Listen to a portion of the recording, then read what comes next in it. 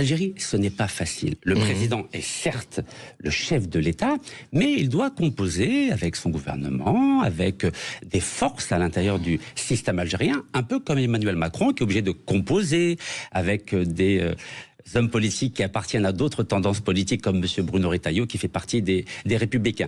Ce qui signifie que si on veut obtenir quelque chose de l'Algérie, il faut être un peu plus diplomate. Donc ce qui arrive à M. Boualem Sansal, qui est un auteur algéro-français, il vient d'être français il y a à peine 9 mois. Moi, j'ai été français pendant 40 ans.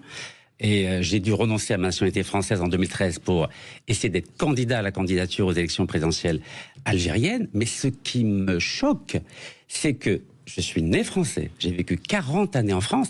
Aucun intellectuel français, aucun journaliste français, aucun homme politique français, aucun juge français n'a demandé ma libération. Quand je vois le tsunami médiatico-politico autour de la libération de Boualem Sansal, je m'interroge, y a-t-il deux poids, deux mesures au sujet de cette République française, au sujet de l'état de droit français?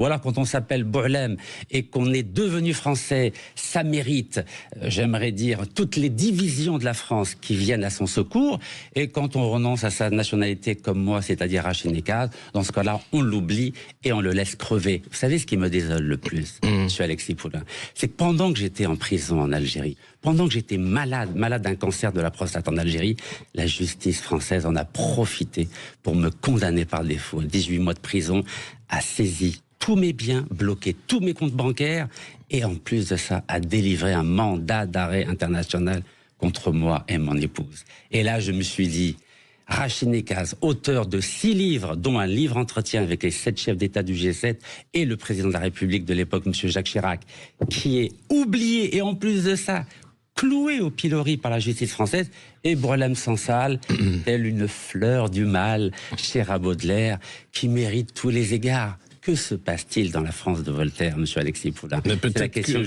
se passe tout simplement que Boualem Sansal est un objet de récupération politique. Rien d'autre. Boualem Sansal, vous n'allez pas me faire croire, encore une fois, que le gouvernement français en a quelque chose à foutre. Arrêtez l'hypocrisie. Boualem Sansal est aujourd'hui un moyen de dire « Regardez, l'Algérie maltraite encore un ressortissant français ». Je tiens à rappeler que Boualem Sansal n'est que français que depuis quelques mois.